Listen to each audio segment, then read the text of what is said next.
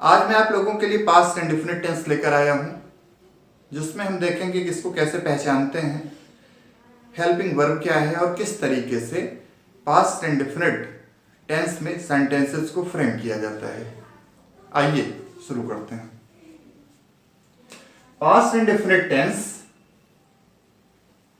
से हमारा मतलब है कि हिंदी वाक्यों के अंत में या, आ, ई, ता, ती, ते, थे अगर ये आते हैं तब हम समझते हैं कि पास्ट इंडेफिनिट टेंस है।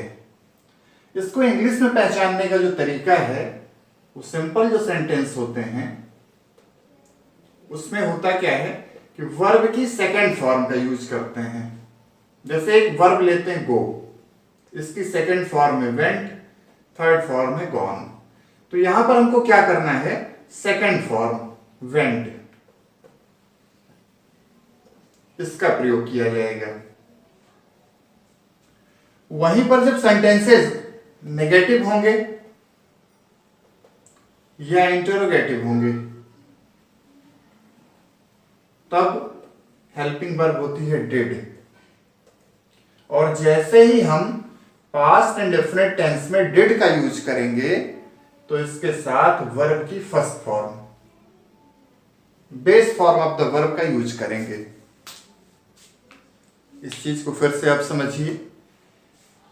पास्ट इंडेफिनिट टेंस की हेल्पिंग वर्ब सिंपल सेंटेंस के लिए, अफर्मेटिव सेंटेंस के लिए वर्ब की सेकंड फॉर्म, नेगेटिव और इंट्रोगेटिव सेंटेंसेस के लिए डिड और डिड के साथ में वर्ब की फर्स्ट फॉर्म का यूज करते हैं। तो इस तरीके से हम पास्ट इंडेफिनिट टेंस को अब देखते हैं कि किस तरीके से इनके सेंटेंसेस फ्रेम किए जाएंगे।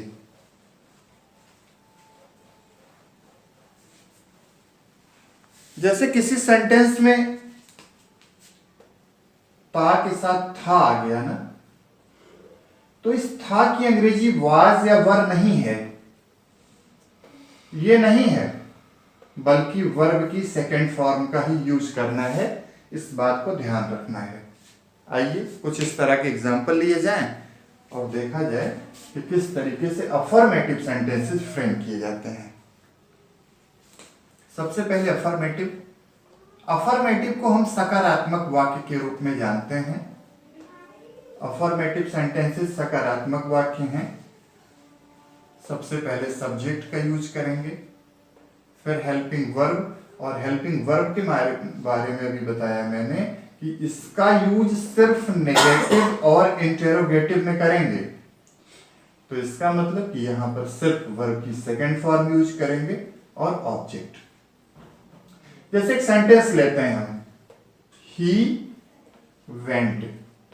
मैंने अपने पहले वीडियो में भी आपको डिस्क्राइब किया है और कई बार मैंने क्लेरिफाई करने की भी कोशिश की है कि किसी भी सेंटेंस को फ्रेम करने का जो सीधा सा तरीका है ना, जो मैंडेटरी चीजें हैं, वो सब्जेक्ट है और वर्ब है। ये दो चीजें हैं हमारे पास, तो हमारा सेंटेंस फ्रेम हो जाता है।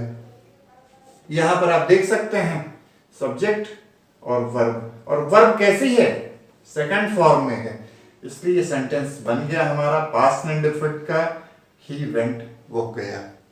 और हिंदी वाक्यों में पहचानने का तरीका मैंने भी बताया था, या हो, आ हो, तो वह गया। तो यहां हमने देखा कि ये आ गया लास्ट में, तो प्रूव हो गया कि ये पास्ट इंडेफिनिट का सेंटेंस है। आइए इस फॉर्मेशन के आधार पे कुछ और एग्जांपल लिए जाएं और समझने की कोशिश की जाए कि किस तरीके से सेंटेंसेस बनाए जाते हैं। सबसे पहले हमको सब्जेक्ट का यूज करना है। जैसे मैं इस घर में रहता था, मैं इस घर में रहता था। अब था देख के हमको बिल्कुल कंफ्यूज नहीं होना है कि अरे ये तो था आ गया, अब क्या हम वाज और वर का यूज करेंगे। ना ना, बिल्कुल नहीं। इस बात को लेकर आप किसी भी तरह का कंफ्यूजन अपने मन में बिल्कुल नहीं पालना है।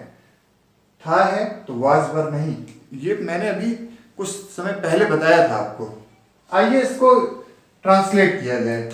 मैं की इंग्लिश हो गई आई, रहता था पास्ट में है, और पास्ट में इंडेफिनिट है, जिसमें क्या करते हैं, वर्ब की सेकंड फॉर्म लगाते हैं। वर्ब है लिव, डी ऐड कर दिया, I lived in this house, I lived in this house.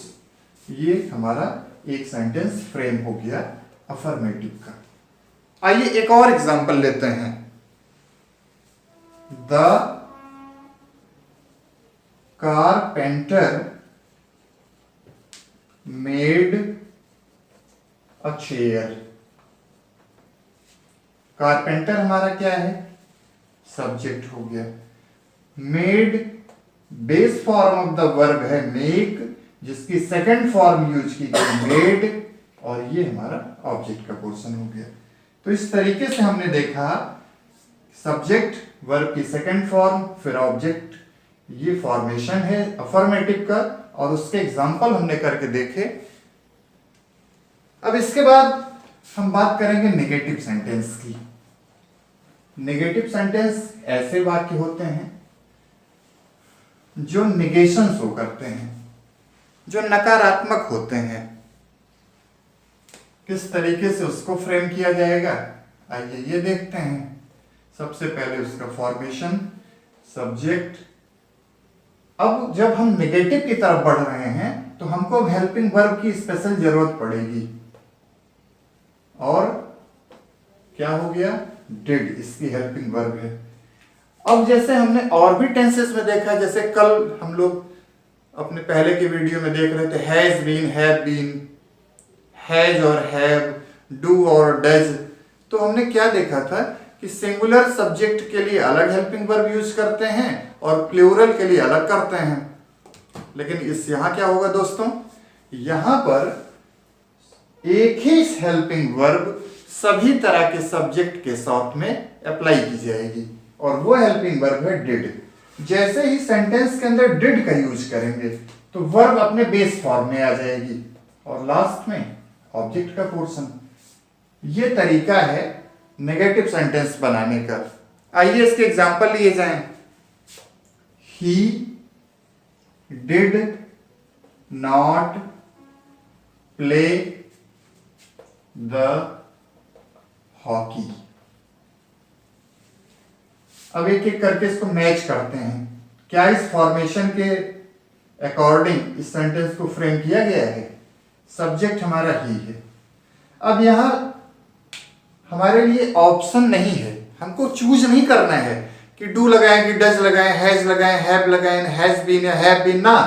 सभी तरह के सब्जेक्ट के साथ, किसी भी तरह के प्रोनाउन के साथ, आई हो, वी हो, यू हो, दे हो, ही, शी, इट, और किसी भी तरह के सब्जेक्ट हो, चाहे वो सिंगुलर फॉर्म में हो या कि प्लूरल में हो, उनके साथ में डिड का यूज करेंगे।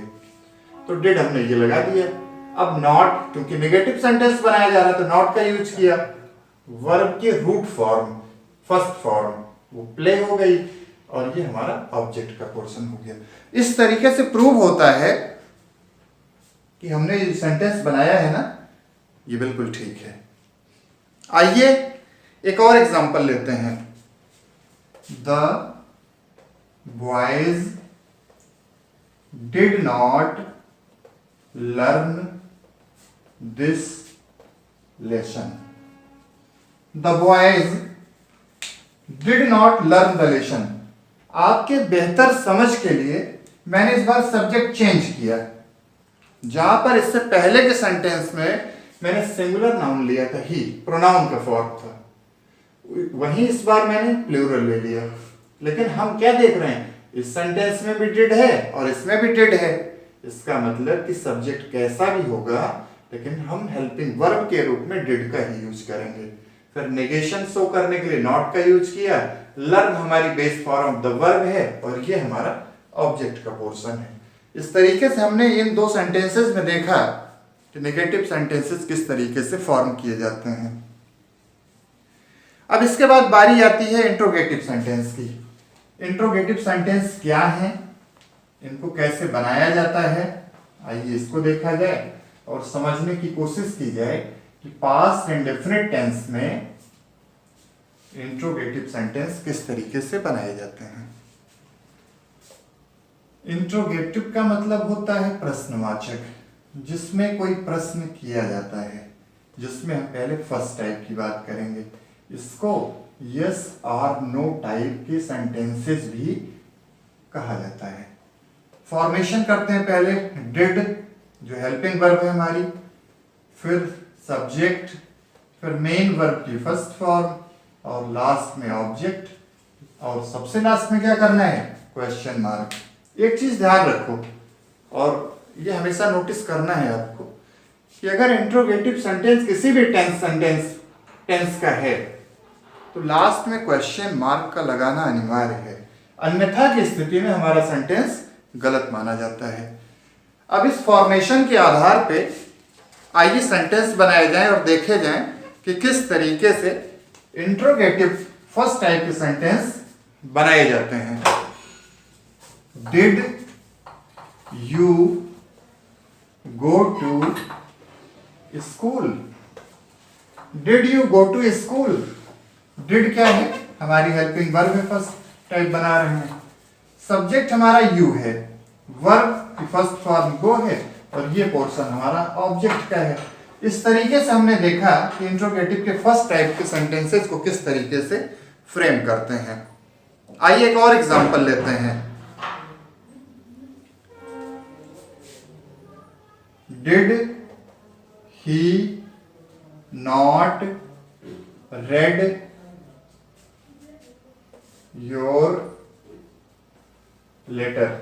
यहां पर एक वर्ड मैंने एक्स्ट्रा कर दिया है और इसको बाद में रखते हैं अगर किसी तरह का कंफ्यूजन है तो।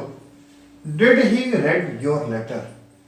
डिड हेल्पिंग वर्ब, ही हमारा सब्जेक्ट हो गया, रेड वर्ब की फर्स्ट फॉर्म, ये ऑब्जेक्ट का पोर्शन। तो इस तरीके से हमने इंट्रोगेटिव फर्स्ट टाइप का एक एग्जांपल और लिया। इसी के साथ में अगर नॉट को ऐड कर दिया जाए तो इंट्रोगेटिव नेगेटिव बन जाता है फर्स्ट टाइप में। इंट्रोगेटिव नेगेटिव फर्स्ट टाइप, जिसमें सबसे पहले हेल्पिंग वर्ब, फिर हमारा सब्जेक्ट आएगा, उसके बाद में निगेशन शो करने के लिए नॉट, वर्ब की फर्स्ट फॉर्म, और लास्ट में ऑब्जेक्ट का पोर्शन। इस तरीके से हमने देखा इंट्रोगेटिव फर्स्ट टाइप में, इंट्रोगेटिव नेगेटिव को भी समझने की कोशिश की। अब आइए इसके बाद में बात किया जाए इंट्रोगेटिव के सेकंड टाइप के सेंटेंसेस किस तरीके से फ्रेम किए जाते हैं और कैसे पहचानते हैं उनको। इंट्रोगेटिव फर्स्ट टाइप को पहचानने का जो नियम है वो हिंदी वाक्य में किसी भी प्रश्न सूचक शब्द को वाक्य में सबसे पहले ढूंढते हैं। वहीं पर इंट्रोगेटिव सेकंड टाइप में इंट्रोगेटिव वर्ड को हिंदी में सेंटेंस के बीच में ढूंढते हैं। तो ये पहचानने का तरीका हो गया हमारा। अब इसके बाद में इंट्रोगेटिव सेकंड टाइप सॉल्व किया जाए और देखा जाए कि उसको कैसे फ्रेम किया जाता है। सबसे पहले WH, फिर हमारी हेल्पिंग वर्ब डिड, फिर आएगा सब्जेक्ट, फिर आएगी वर्ब की फर्स्ट फॉर्म, फिर आएगा ऑब्जेक्ट और लास्ट में क्वेश्चन मार्क। ये फॉर्मेशन है किस टेंस का, पास्ट इंडेफिनिट का, जिसमें हम इंट्रोगेटिव सेकंड टाइप की बात इस समय कर रहे हैं। Why did you run yesterday? Why did you run yesterday? Why question word, did हमारी हेल्पिंग वर्ब, सब्जेक्ट हमारा यू, वर्ब की फर्स्ट फॉर्म रन, और ये yesterday जनरली इंट्रोगेटिव जब पढ़ रहे हैं हम अफर्मेटिव पढ़ रहे हैं, हम नेगेटिव पढ़ रहे हैं, पास्ट एंड डेफिनेट टेंस का बेसिकली तो yesterday का यूज करते हैं, जो बताता है कि कल। और कल कौन सा, जो बीत गया, जो आने वाला नहीं, जो बीता है उसकी बात करते हैं, वो होता है yesterday, जो बीत चुका है। तो इस सेंटेंस को आप देखिए और समझने की कोशिश करिए कि क्या जिस तरीके का फॉर्मेशन लिखा गया है उस आधार पे इस सेंटेंस को बनाया गया है। अगर हाँ, तो आप इस तरह के और सेंटेंसेस बनाने की खुद कोशिश भी कर सकते हैं।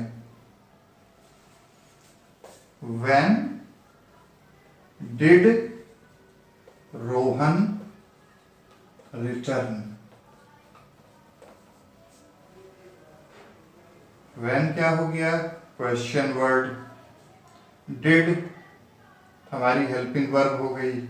ये रोहन हमारा सब्जेक्ट है और ये वर्ब की फर्स्ट फॉर्म। इस तरीके से हमने देखा कि किस तरीके से इंट्रोगेटिव सेकंड टाइप के सेंटेंसेस को फ्रेम किया जाता है। Why did you not run with me? यह एक सेंटेंस और मैंने आपके लिए लिखा और इस सेंटेंस में हम देखेंगे कि इंट्रोगेटिव सेंटेंसेस नेगेटिव में भी बनते हैं और उनको किस तरीके से फ्रेम करते हैं, कैसे उनकी फॉर्मिंग होती है। सबसे पहले हमने WH वर्ड लिखा, फिर helping verb did, subject you है हमारा, फिर नेगेशन शो करने के लिए नॉट, वर्ब की फर्स्ट फॉर्म रन और लास्ट में ऑब्जेक्ट का पोर्शन। इस तरीके से इंट्रोगेटिव नेगेटिव भी फ्रेम किया जाता है और इंट्रोगेटिव के जो सिंपल इंट्रोगेटिव सेकंड टाइप में उसके एग्जांपल हमने लेके देखे। तो हमने ये समझा कि पास्ट इंडेफिनिट टेंस की पहचान क्या है, किस तरीके से हिंदी और अंग्रेजी के वाक्यों में इनको पहचानते हैं, किस तरीके से एक एक अलग अलग सेंटेंस को फ्रेम करते हैं। और बेहतर समझने के लिए आप इसके एग्जाम्पल करिए। आपको किसी भी तरह की प्रॉब्लम आती है तो आप कमेंट बॉक्स में आइए, हम आपकी बेहतर सहायता करने के लिए तैयार हैं। Thank you.